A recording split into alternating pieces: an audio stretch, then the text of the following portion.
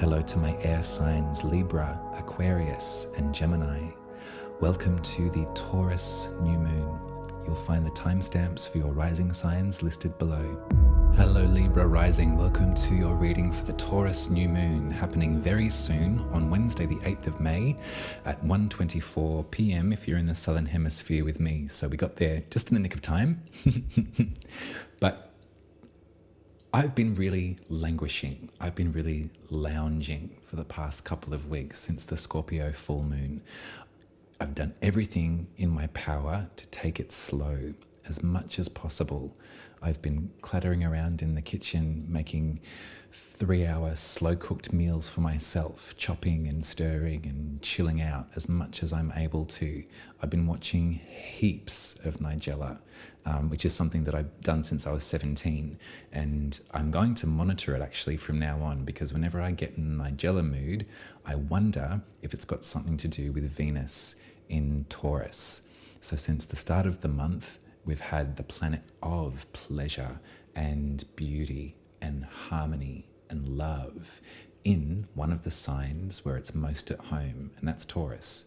Venus in Taurus is really sensual. It is about our five senses, our access to the pleasurable parts of being a human being, to our taste, our smell, our touch, all of those wonderful things. And I wonder if you've been able to carve out pockets of time in your own life to take it slow. That's what Taurus is. Probably one of the major principles of the sign Taurus is easy does it, steady as she goes. There's no rush for anything. It has felt pretty hectic, astrologically speaking, for the past month or so, hasn't it? It has felt really pressurized and really intense. And in fact, Venus has been in pretty fraught condition over this time because of the eclipses in Libra, another one of the signs that Venus rules, that you know all too well. But now there's almost a moment that we can breathe out. So I hope that you can really feel that too. On your birth chart, if you're a Libra rising, Taurus is the sign that rules your 8th house, which is the house of grief and sorrow and loss and connection, collaboration, contracts. So somewhere in here, we're going to go back to these stories that we've been developing, Libra rising, around your relationships and your sense of boundary and your reinvestment in the health of your relationships. This is a 7th house conversation and 8th house conversation. They both talk about the other in some capacity. And we know that there's been something of a revolution around these topics for you too. You've been examining how you do invest your energy, how you do collaborate with other people.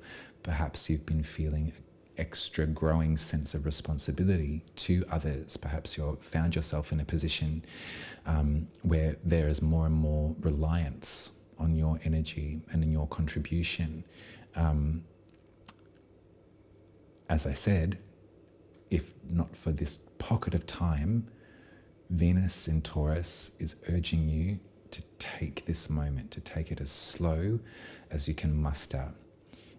Venus isn't in Taurus for very long, a couple of weeks, good 3-4 weeks. They'll be gone by May the 24th, right in time for the next full moon.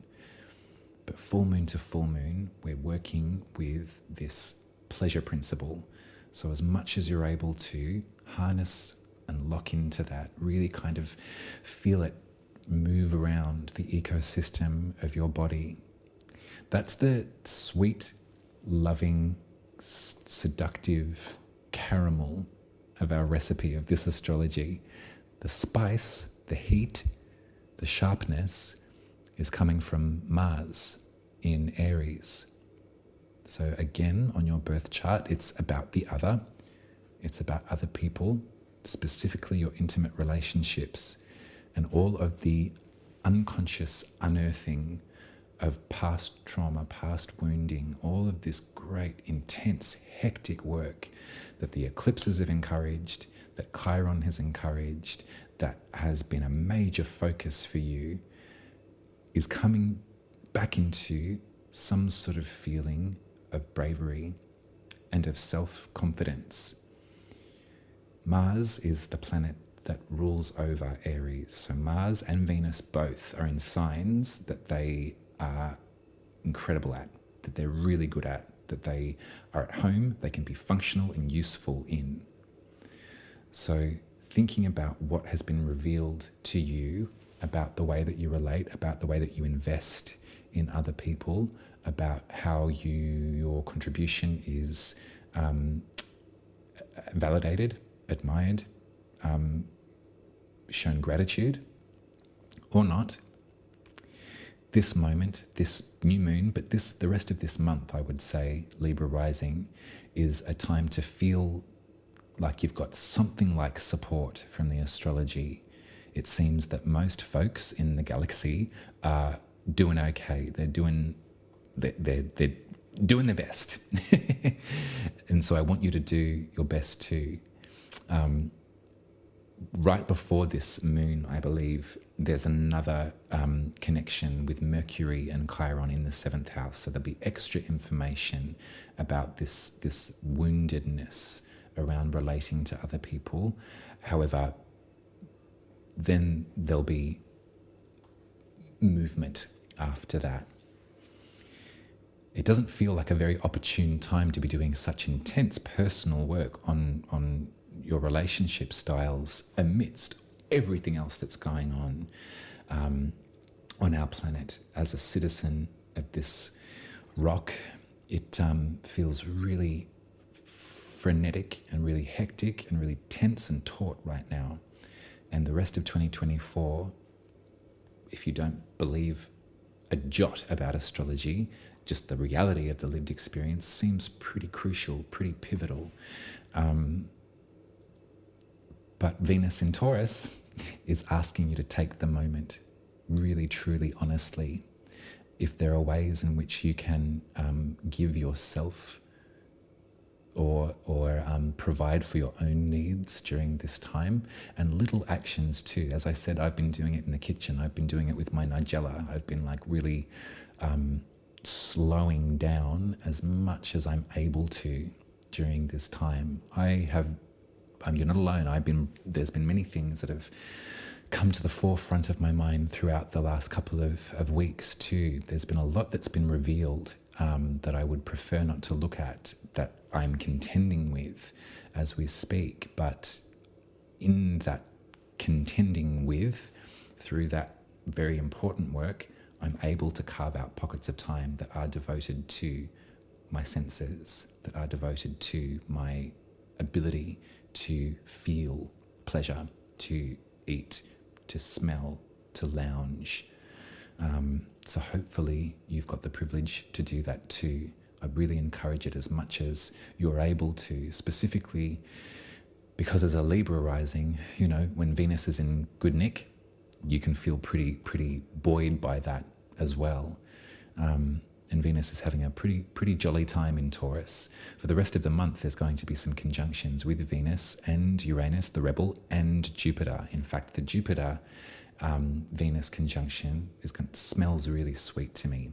That's on the 23rd. That's right before the next full moon. So put that in the diary, actually, as we lead up to the next full moon. There's some more support coming your way, collaboratively or otherwise. At a new moon, we sow a seed, right? So I've got the Ace of Pentacles just here as I'm staring at me as I describe this to you. I wonder if we could use this Venusian time to have a look at our garden. The relationship with nature can be a collaborative process, speaking of the 8th house.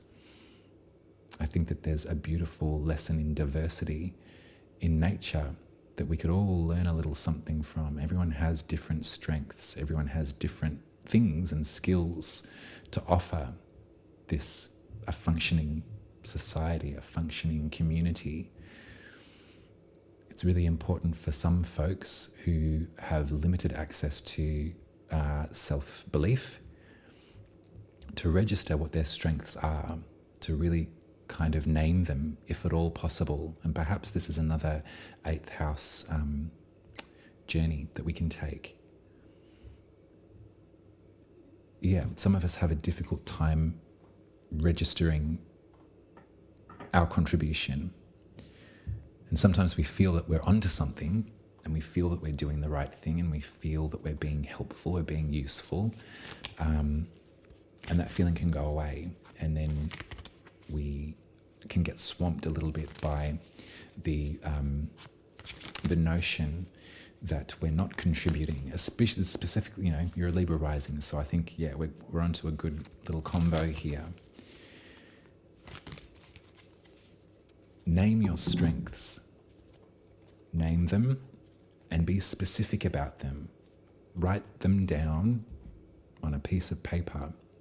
Write down what you contribute, how you contribute, what your skills and your interests are, Libra rising. And they could be as small as knowing how your partner or the people that you love, remembering how they like their coffee. I always think about that, and I always try and memorize when that information's offered to me. I always try and memorize how the people that I love like their coffee. It's a simple act, but it can mean so much. That's one example of contribution. As tiny as it seems, and as irrelevant as maybe it seems, I think that there's value in that. If you can name something as small as that, as small or perhaps trivial as how someone likes their coffee, go macro, then zoom out, and then start to think about other aspects of your contribution, other ways in this life that your essence, that your skills are of benefit to a functioning whole. And write that down, and then zoom out a little more. I want to reinstill some confidence in you, Libra rising. I want to. That's a major goal for me in this particular reading, in this astrological configuration. Knowing what I know about what we've been through, coming to this moment and moving forward from it. Start small, but then expand, because what you offer, Libra rising, is immaculate. It's imperative. It's just a matter of you remembering what that is. Because I see that, and remember, whenever we see the Hermit, we check ourselves. Because I love to lounge. I love downtime. I love alone time. I vacillate sometimes between really enjoying the early morning and the dead of night. But what I have come to realize that in both of those moments, I'm often alone. I like it when it feels like everyone is taking that cocoon time as well. Introspection, when working well, is so miraculous and so wonderful and so comfortable and pleasurable.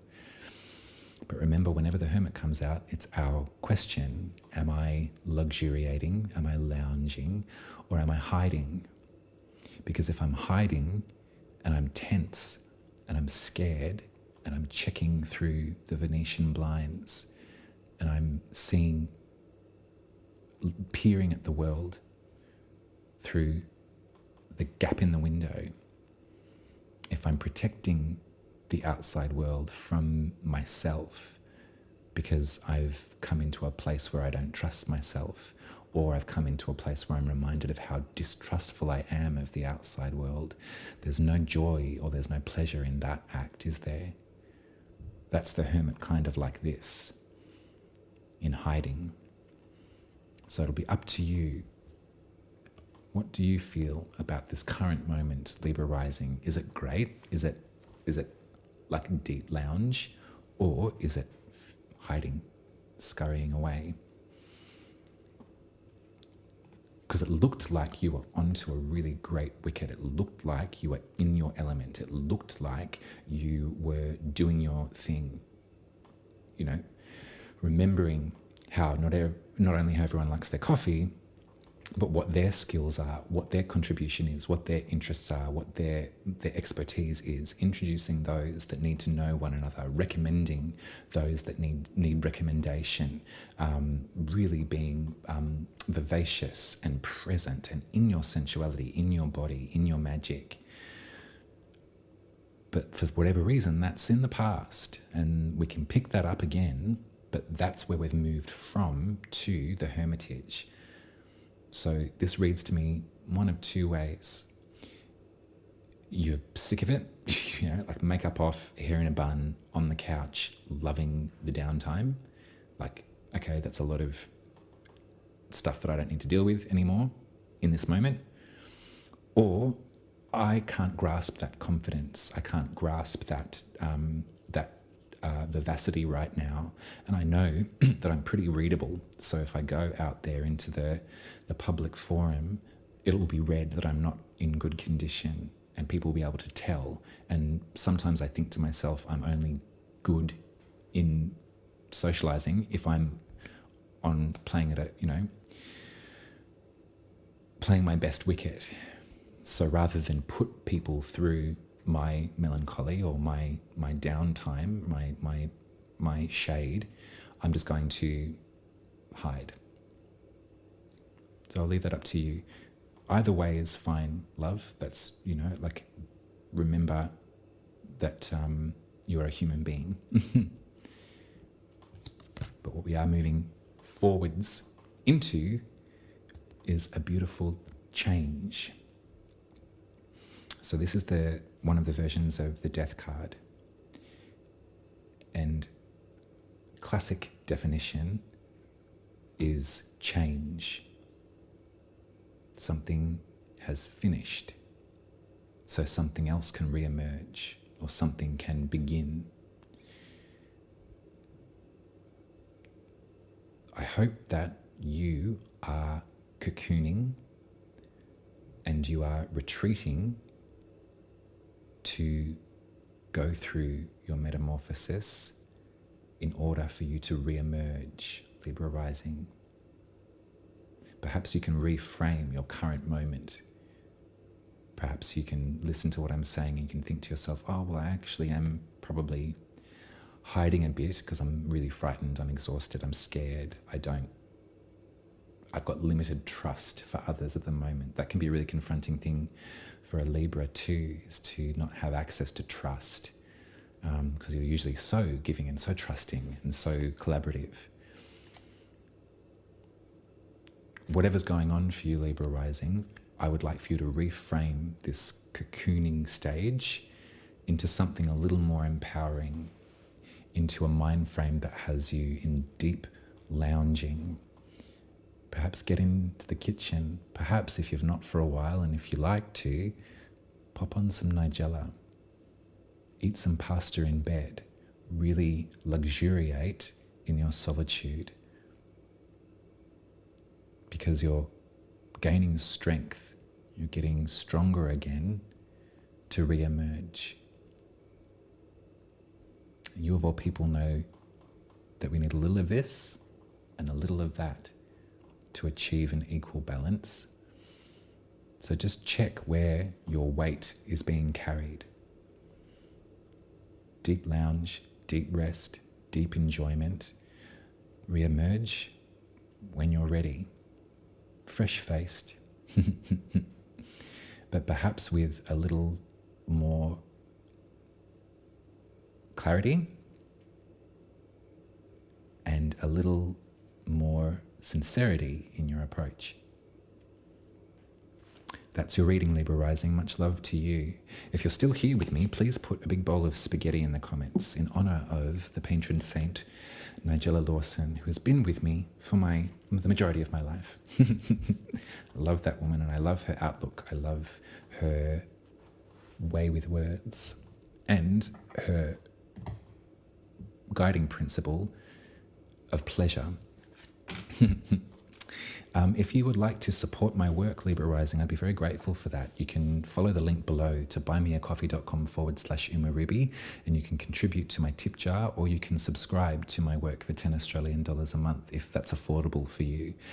If you'd like me to read your birth chart, I'll draw you one that looks something like this, and you can make your appointment in the in the description box. umaruby.com is my website, so you can make an appointment there for me to read your birth chart in conjunction with your birth tarot, and we'll see how one informs the next and take you on a journey on your own personal astrology. If I have read for you before and you'd like to see me again and you've been thinking, I don't quite know how or what I'd ask or anything like that, think of the titles of each of the readings in the Back for More tab of my website. There's Truth, Growth, Love, Magic, or Femme. Do any of those topics tweak your interest? Is there something that you would like to know about truth, growth, love, magic, or your femininity? It's up to you.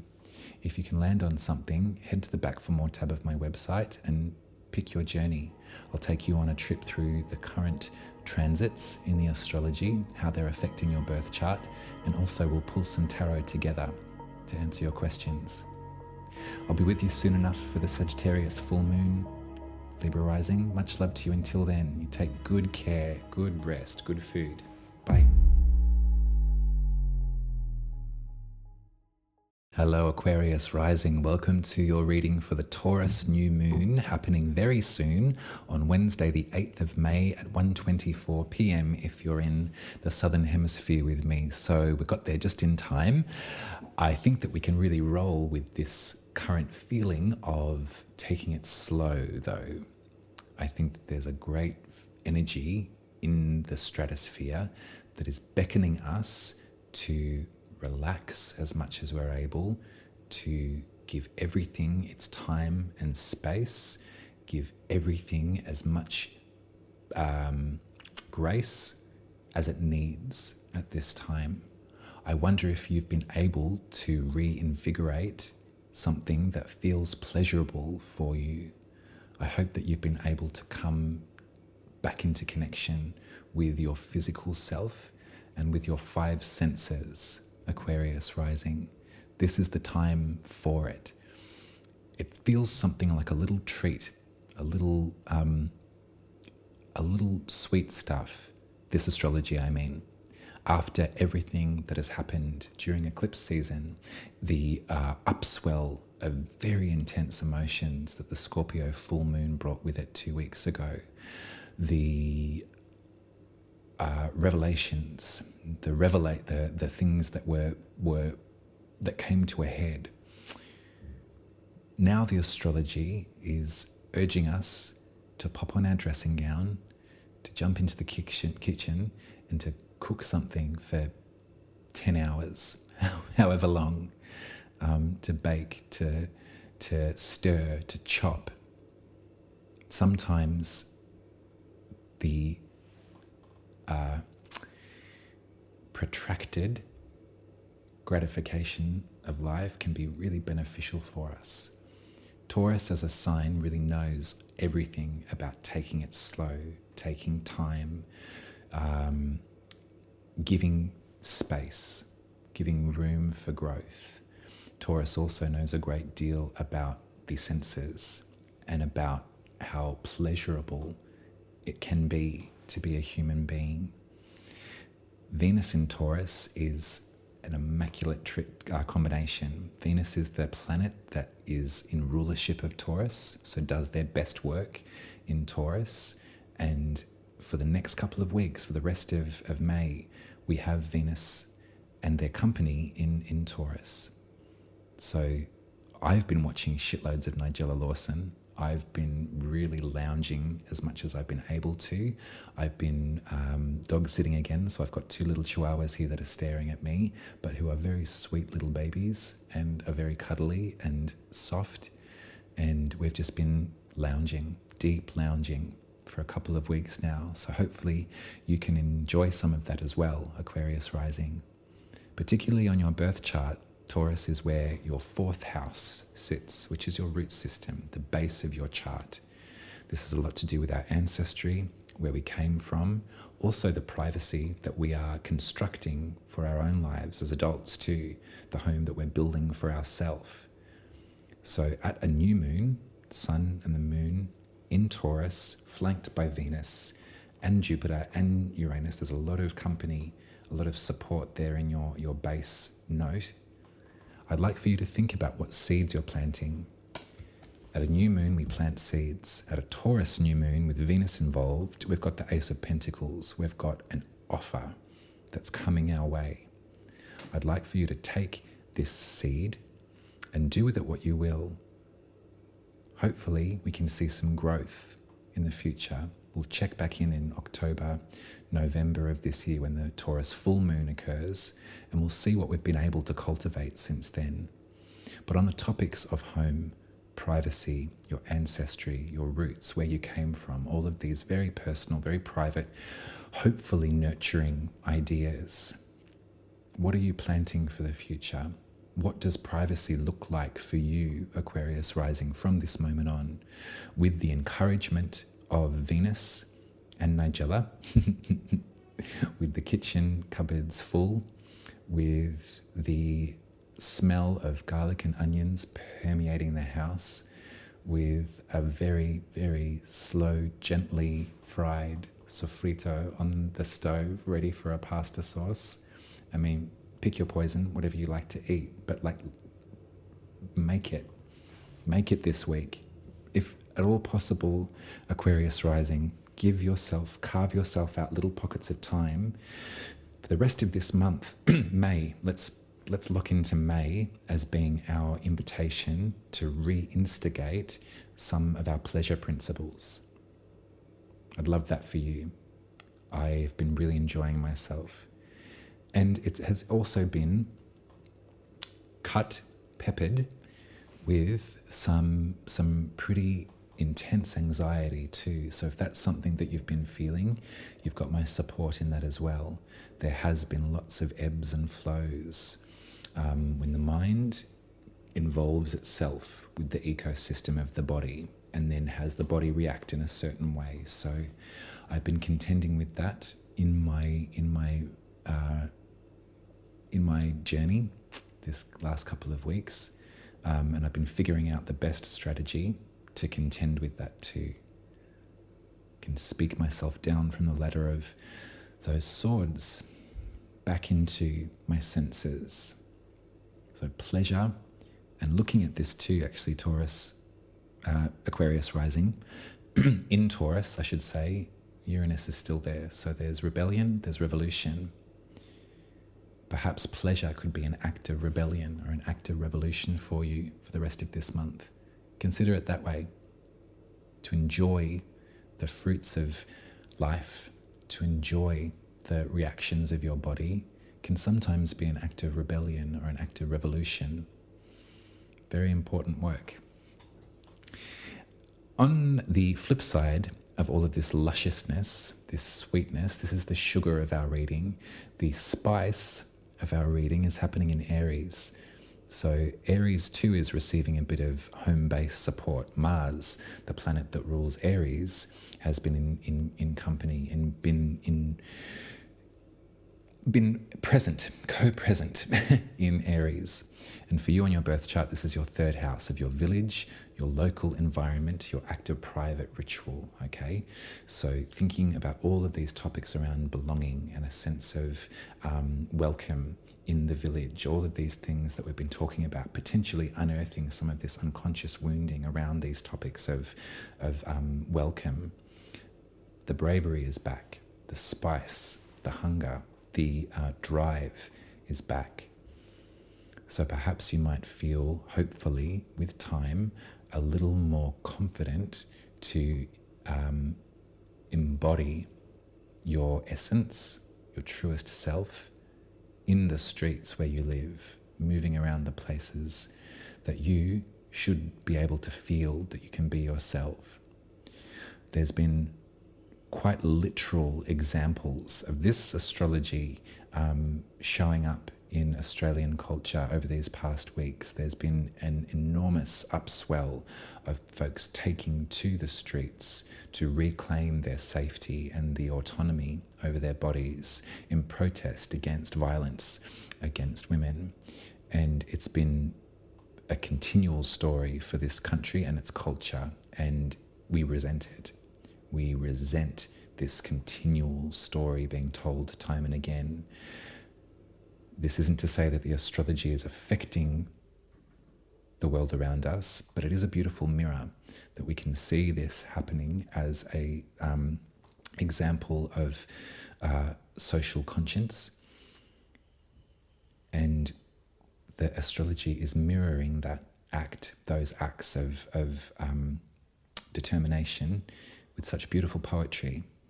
So hopefully the valor that you can feel from Mars in the streets where you live, the bravery to be yourself, and also the access to pleasure that Venus is encouraging in your private life. Hopefully these two mirrors are shining down into your life too.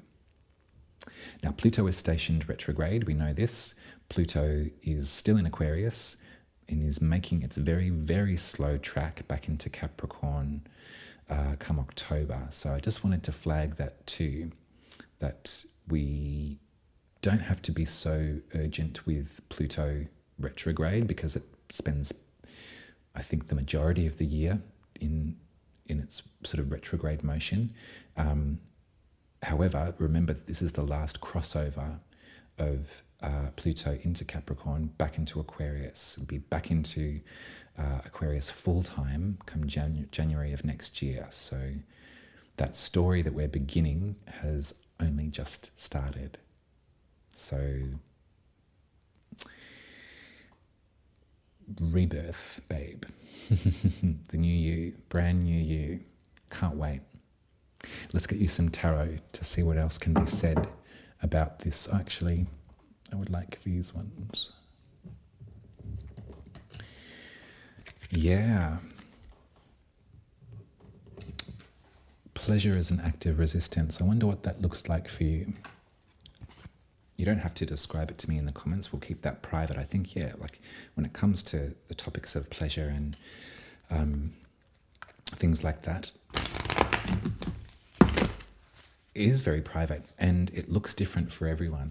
And also, it has been a journey for a lot of us to get back to the ability to feel pleasure as well.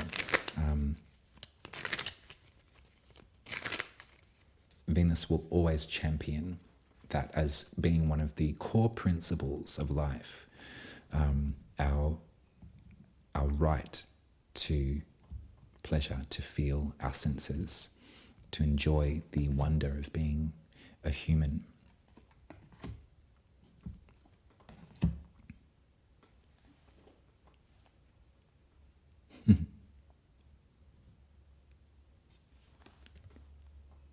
What I love about these cards is that, so I've got the death card in the past, so let's use this signifier as this impending chrysalis that's about to be burst open for you, Aquarius Rising. Let's use this death card as the entree into the brand new version of you that we are preparing and looking forward to developing over time. Things that leave us in this life, there's a varying effect, and the commonality about loss is that it does hurt for a time, no matter if we know that it's for the best or it was a natural cause or it was violently taken. There is physical pain that is felt in grief. What I always think about is the gelatinous globule that a caterpillar becomes before it turns into a butterfly. I know it's a very tried and true metaphor, but hear me out, because we sort of get to the grit of it if we really remember that a caterpillar doesn't just sprout a pair of wings and fly away. It gets a new hairstyle and a tiara and off they go. They actually deform. Like they deform into nothing. They turn into soup, to jelly in that chrysalis. They completely liquefy and then reform. So I always like to remember that sort of body horror part of the parable, because those of us that know transformation, those of us that know that real sense of rebirth, or that sense of coming out of a dark night, coming out of the depths, we know that it's ugly. I mean, you probably can speak to anybody that has birthed anything, birthed a child. It ain't pretty. There is a complete letting go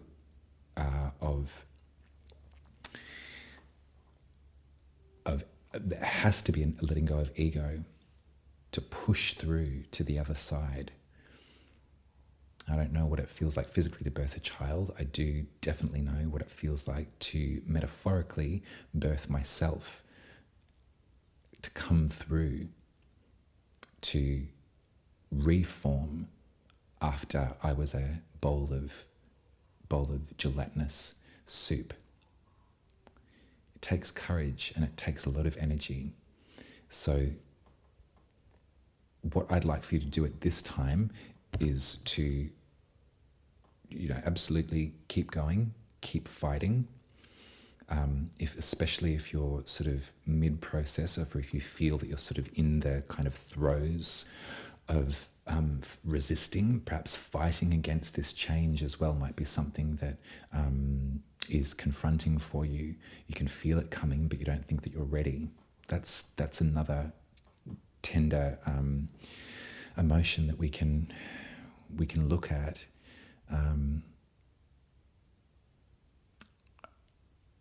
I think that, I've just got images of like seaweed, tendrils wrapping around ankles, and that sort of tug that we can sometimes feel.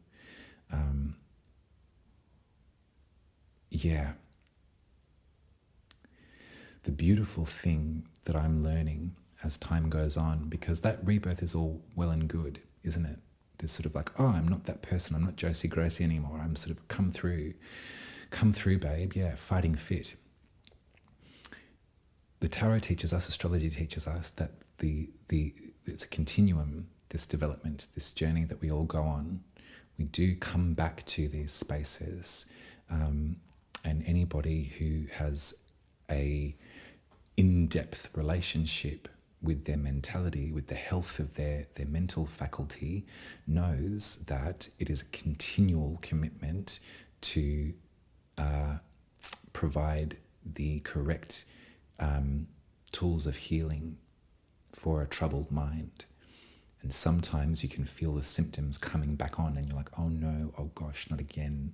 I can't believe I'm back here. All of that work is for naught.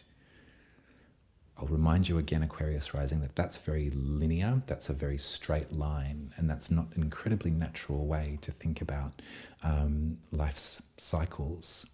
Nature occurs in a cycle from a tiny snail shell to the galaxy itself. Everything is secular. And so if we can really believe that as a guiding principle in our lives, when we come back around to something that does feel a bit like dull hair, dull eyes, dull skin, the physical symptoms of something like depression or something like grief revisiting, I'd like for you to remember that this is its moment and that you don't have to fend off or fight off this from occurring for you, because all is not lost, because you're gaining a toolkit as you move along. You've got so much in your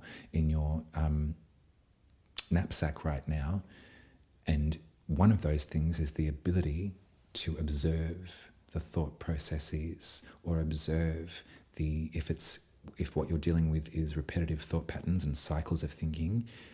The observation oftentimes is enough, because you can separate yourself from the thought form, and you can also wait for it to pass too. That's one thing that I found so valuable, and it's easier said than done, and I'm with you on that, Aquarius Rising, but I have found it so incredibly valuable to have the ability to bear witness to my thoughts. And when the going gets tough, they're like weather, and I know that the weather will pass, and I know that there will be clear skies again. Does that make sense to you?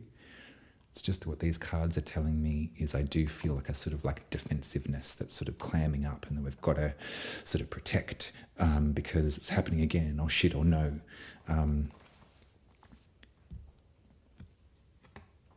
Through every journey, with the darkness through every trip down to the underworld, there is something like retrieval that we can enjoy. We get to bring back different parts of ourselves that had been lost for a time.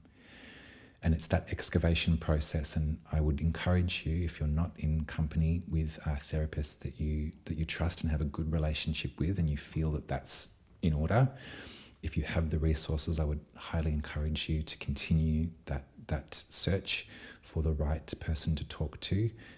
You needn't do any of this underworld work alone. That's something that is often said, is you've got to do the work and you've got to, it's a solo mission. But sometimes when we're in jeopardy, when we're in pain, we need the support of others, because this retrieval work is pretty intense, and it does take a lot of energy to come back. But when you come back with parts of yourself that, as I said, have been gone for a time, different versions of yourself along the pathway. I've been feeling it so absolutely literally for the past months now. If you want to talk about unconscious wounding with Chiron, I have been almost in the reality of my mind frame from when I was 17, from when I was 20, from when I was 12, from when I was 27. It's all come back to me in quite sometimes confronting, but when I'm able to stand side by side with it, it's been valuable. The theory of it is to unlock and uncover traumas from the past, to heal and to move on. Sometimes to feel in it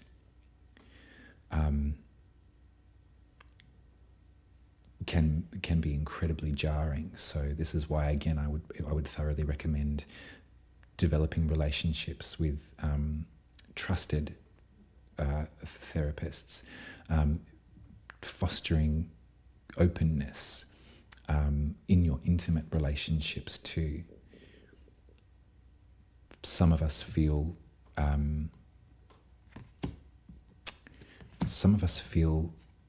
guilt in our intimate relationships because we're like, oh no, here we are again, back here again. I don't want to drag this person through this side of my journey, and I feel guilty and responsible for that. With a healthy boundary, and everyone activating a healthy boundary in your intimate relationships, and I'm speaking the 2-3 people in your life that you can count on and that can count on you. There is no guilt that you need to labor yourself with if you're in process with your healing, if you find yourself back to a space where the melancholy is deep, if you find that the healing has been so beneficial but it has unearthed new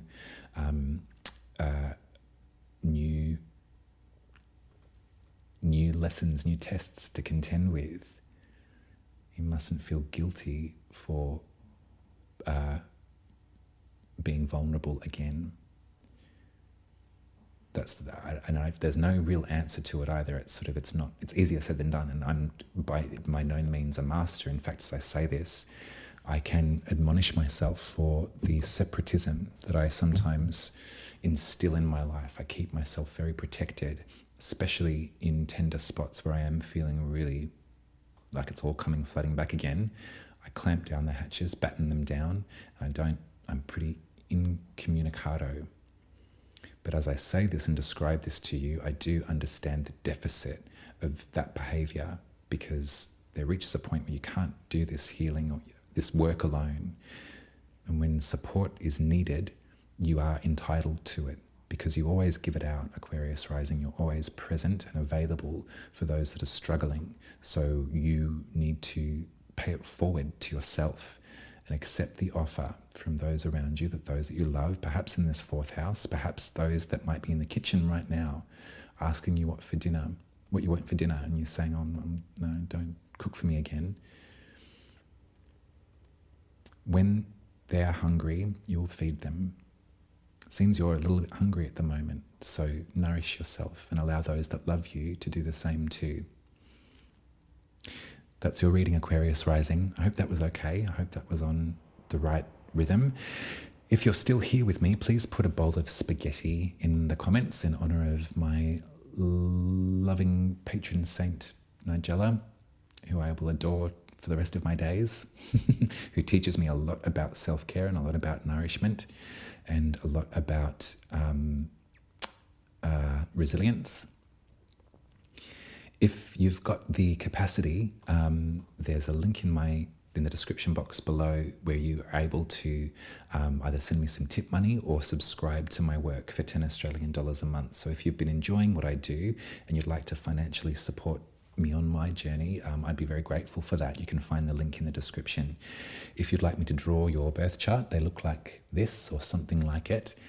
Make an appointment at umaruby.com. You can find the link in the description box as well. That's my website. You can book a spirit reading. I'll draw a chart and read it to you with the tarot that correlates to your story from birth.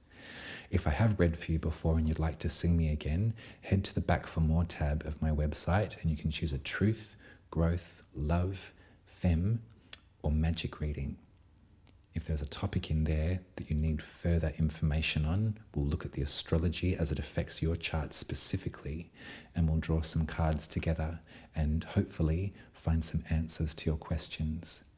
Much love to you, Aquarius Rising. Take it as slow as you can muster. Really enjoy this moment for all that it's worth. For the rest of this month, I want your belly to grow fat with the deliciousness of pasta and love and pleasure.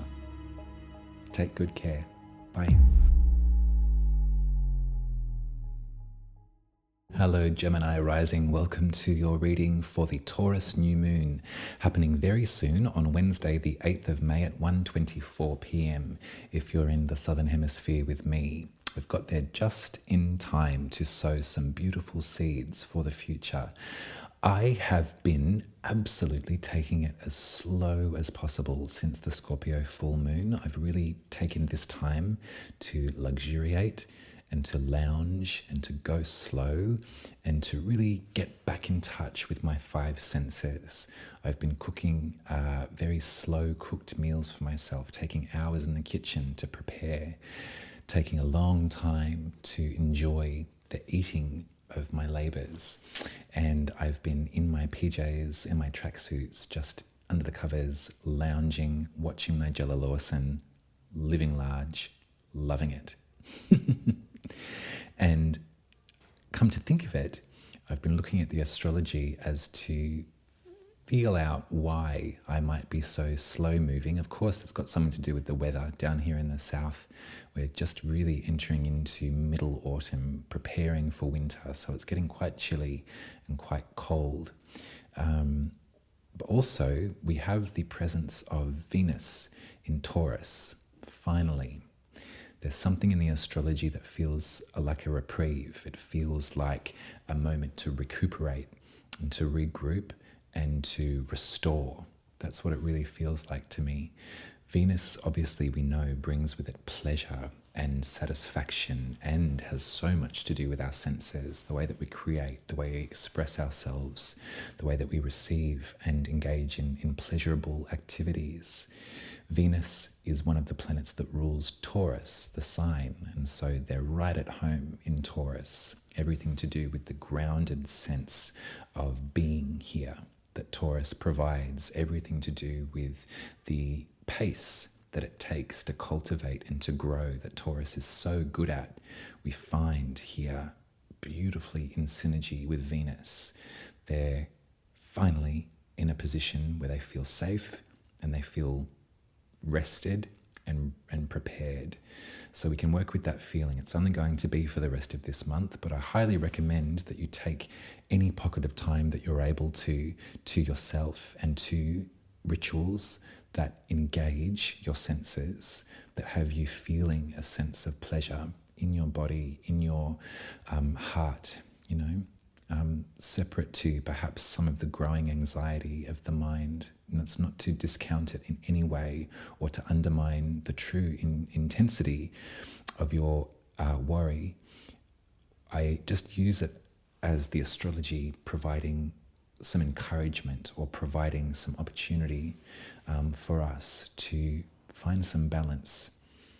There's been many moments peppered across the past 2 weeks, as I described to you, that have been racked with anxiety here and here. Sometimes here in my shoulder. I can always get a little hunchbacky when my anxiety rises. My body sort of locks into a state of protection and rigidity, which I can really register now. As the older I get, I'm aware of it. And so when there's language around getting back into the body and really feeling out this difference between thoughts and the current reality. So as far as registering the dangers that exist presently, I've been finding those techniques really valuable for me to come out of the mind for a time, to step back into the body. And with the help of Venus in Taurus, that's guided me into the kitchen, guided me into reactivating my relationship with my senses. So hopefully you can feel that too. On your birth chart, Gemini Rising, Taurus is in a very private, unconscious, hidden world. Taurus is the 12th house, which has you connected to your dreams, to your unconscious, to your deep spirituality, separate from any kind of philosophy or any kind of academia. This is really innate within you. This is probably something or a world that you access when you're quite literally unconscious, when you're dreaming, when you're resting. This is where Taurus sits for you. Now we know that there's been rebellion and there's been revolution in these chambers with Uranus and with Jupiter. We spoke a lot about that at the Scorpio full moon just gone. They're still there, still ever present. Venus is bringing the much needed feminine principles to these conversations. There's something that we all embody that is yielding, gentle, desirable, available, beautiful. And so perhaps you might find for the rest of this month, your dreams are peppered with something that feels a little sweeter, that feels a little more pleasurable. I hope so. And I hope that using this seed that we're planting with the new moon, if topics around your unconscious world, if those chambers were places that you wanted to delve into a little deeper, you were wanting to sort of find your consciousness in the unconscious, perhaps the rest of this month, if it's in your practice, it's not for everyone. In fact, I find that I'm better when I don't think about it. I think I have definitely tried to practice lucid dreaming over my life, and it happens to me when I'm not trying too hard. So I'll leave that up to you. But there is messages that we can retrieve from our dreams, is what I'm saying. Oftentimes when I dream of something that feels so potent and so real, it will follow me into my waking life. And so sometimes it can be read as deja vu. Sometimes it can be read as, the signposts are just so glaringly obvious that I am developing the confidence to act upon those dreams as well, and sort of making contact with this person or making this choice, seeing the world from this kind of perspective. Sometimes, the effect of my dreams can really colour the way that I perceive the world around me, for good and sometimes for bad, but mostly for good though, because there's a process that I go through. There's a truth that is brought to my conscious awareness from that unconscious world. So I hope that sort of colours, or there's some suggestions in there for you for how you might work with this Taurus new moon, how you might work with Venus in Taurus for the rest of the month. That's the that's the sweetness, that's the deliciousness of this astrology. The heat, the sharpness, the spiciness is coming from Mars. So Mars too is in a sign which it feels right at home. Mars has been pretty tested in Pisces, but Mars has made its way to Aries. And so until the beginning of June, we'll have the feeling of Mars in Aries, which brings with it a great sense of bravery, a great sense of valor, of conviction. Mars is on its home base, Venus on their home base. So we can kind of feel that astrological support for us in our own lives. Looking at Aries, looking at your 11th house, your sense of belonging in community, your sense of your humanitarian spirit and your collective action. Looking at all of these pain points, this urgency to look at where you've been wounded in the past or where your current wounds lay as far as your sense of belonging in the group. This eclipse season, this year, has been racked with an urgency to uncover, right? It's all well and good to uncover, but then it's what we do with that that makes the difference moving forward. How do we work with this revelation? How do we heal and move forward? We can do that possibly with the help of Mars. Now, this isn't to say that it's going to be a cauterized wound, more pain to disinfect, but there does feel something brave about this. So everything that has been brought up for you, Gemini Rising, about your innate sense of belonging, about how you're treated by other people, about how you're being perceived and respected or rejected. Mars, with its great ability to self-advocate, is moving through your 11th house. So there's this kind of, I love the contrast of this astrology because it's like privately in your 12th house, there's this beautiful sensuality that I really feel. I really feel the touch and the presence of Venus in your unconscious world and your dreams and your private chambers. On the public facing side of things, there's a staunchness that Mars is bringing with that spice, that heat. So hopefully one can inform the other. And for the rest of this month, in the lead up to the full moon in Sagittarius at the end of the month, which will be illuminating your house of relationships, I really think that the rest of May is going to be, we're going to get a sense of like, oh yeah, more of this, please.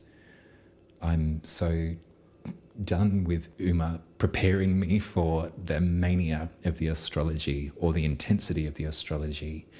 I really want for the rest of this month to be as delicious as it possibly can be. So let's sow that seed together, shall we? Let's really take this moment to accept pleasure when it's offered.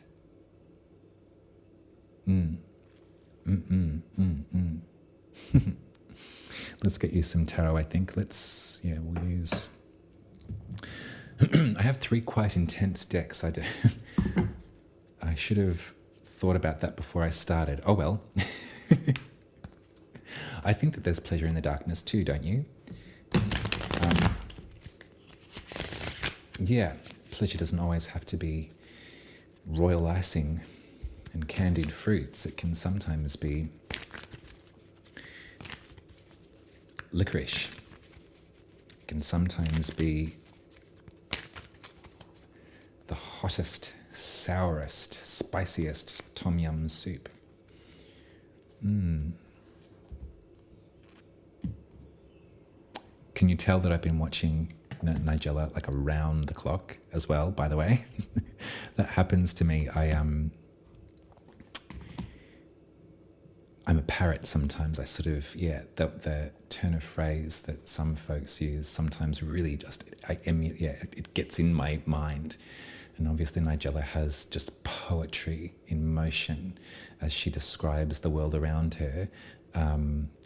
It rubs off on me. That's my Gemini moon, perhaps, that's coming into play. Very impressionable. All right.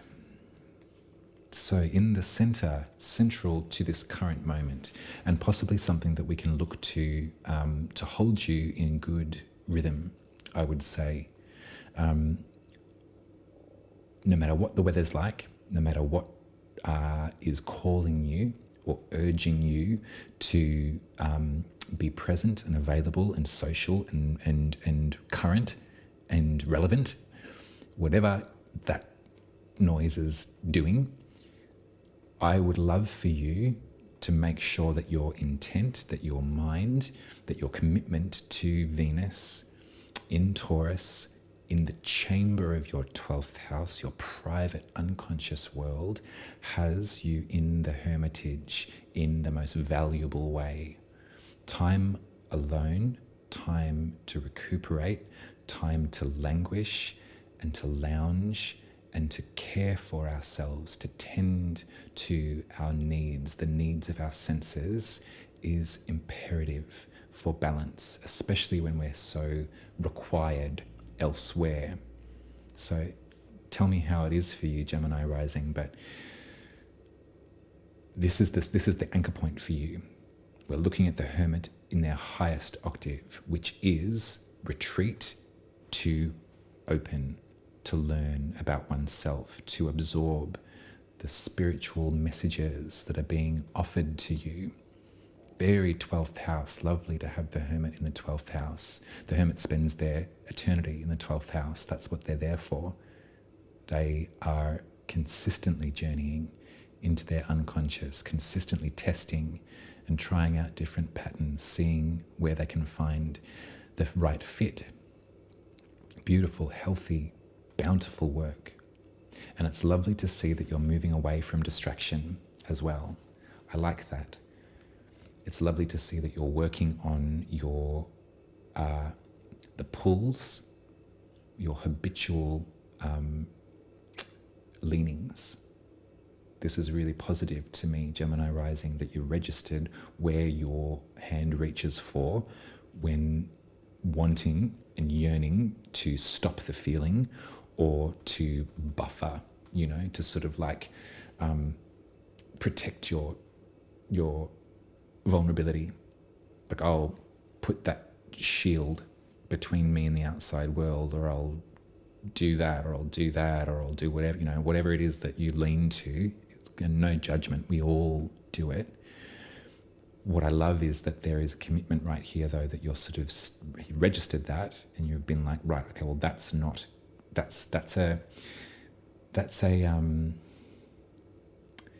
salve doesn't have the right medicine for me.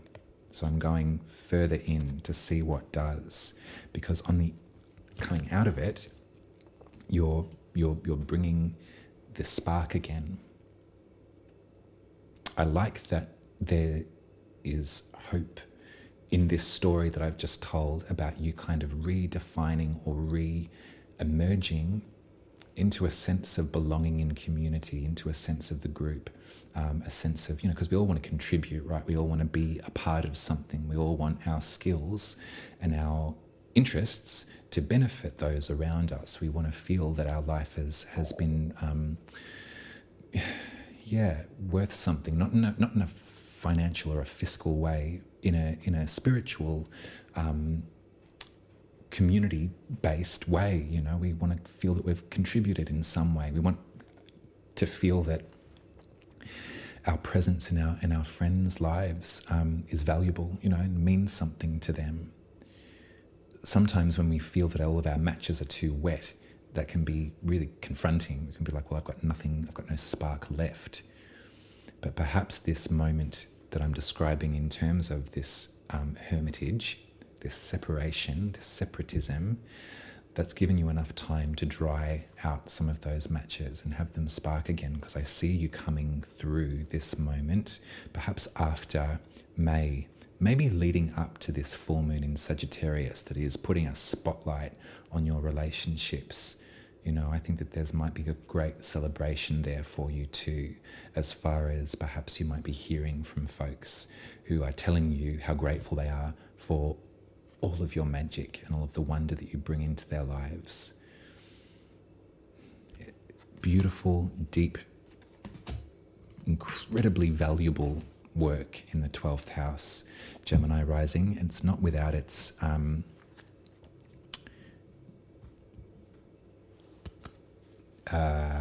tax. It's a commitment to do the work in that place, and I'm very, very proud of you. Hopefully the sweetness of Venus in your dreams is encouraging for you to continue and to go further, because I love that you're here. I love what you do. I love what you contribute, very sincerely. And hopefully one day down the track, you'll believe me and you'll be able to see that too. Much love to you, Gemini Rising. If you are still here with me, please put a big bowl of spaghetti in the comments in honor of our patron saint, Nigella. Thank you. If you are financially stable-ish, I know these are trying times, but there is an option to subscribe to my work in a link in the description below at buymeacoffee.com/umaruby. If you can afford 10 Australian dollars a month to support me on this journey, I would be very appreciative of that. If you've got some spare change to give, you can put it in the tip jar there too. If you would like me to draw your birth chart that looks something like this, and read it to you with your birth tarot and connect the two and tell you the story of your life so far, head to my website, umaruby.com. You'll find the link in the description as well. And you can book a spirit reading with me if it's a first time thing. If I have read for you before and you crave another audience, I'd be delighted to see you again. I will read the sky as it relates specifically to your birth chart. So all of this transiting astrology, we'll talk about how it's really hitting points on your chart specifically, and we'll draw some tarot together and we'll hopefully find some answers for your questions. Think about what you'd like to talk about: the truth, love, magic, growth, or your femininity. Have a think and let's see where we can go from there. Much love to you. I will speak to you soon for that Sagittarius full moon in the 7th house, illuminating, spotlighting the way that you love, who you love, and how lovable you are. Until then, bye.